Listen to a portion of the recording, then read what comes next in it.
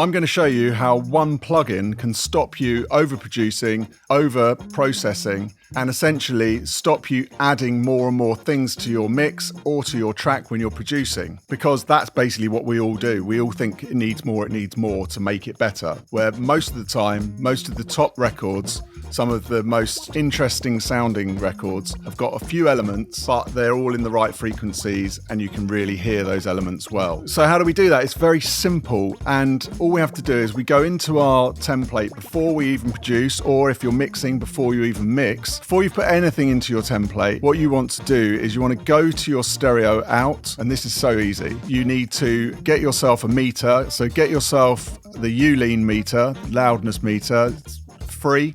So grab that. I'll leave a link below for it. And this is going to tell you how loud you are. Now, that's why you want it on the stereo out, because as you're producing or you're mixing, everything's obviously going through the stereo out, so you need to know what level you are. And then you need to know what level you want to try and achieve with the track that you're about to make or you're about to mix. And normally most tracks are around, when they're finished, when they're mastered, are integrated LUFS around -8, -9. If you want -10 or something like that, where you want it a bit more open, that's fine. But most things that you're listening to are usually mastered to around -8 LUFS. So that's the number you want to try and achieve. And so then before the loudness meter, what we want to do is put a limiter on. So I'll use the FabFilter Pro QL standard procedure for most people. And then the settings I like on this are the dynamic, look ahead, leave it where it is, attack, slow, fast release, and then split these two channels in the advanced and do it to output 0.1. And why I'm using a limiter is, what I want to do is, before anything goes on the track, let's just put it to say plus 12 dB. Now you might think, what the hell are you doing it at plus 12? But essentially, as you start producing, so you're putting tracks in, if you're mixing, you're going to be getting them in and starting to balance first. That's kind of the first steps of what you're doing. You need to be loud. So you're going to be going loud because our brains like loud. And so when you hear something and it's quiet, you'll naturally want to add more. You'll want to change the sound. You'll want to do more. But when you've actually got something that's pretty loud already, you won't do as much. It's just a natural thing that you do. And so by having this 12 dB on the end of your chain, so on your master bus, on your stereo out, it's essentially giving you that level straight away. So as you start pushing into it, you'll start hearing the track at the level that you want, because what you'll do is, as you mix or as you start producing, you'll keep an eye on this loudness meter and you'll look and see, okay, I'm hitting -8, cool, I'm in the right place.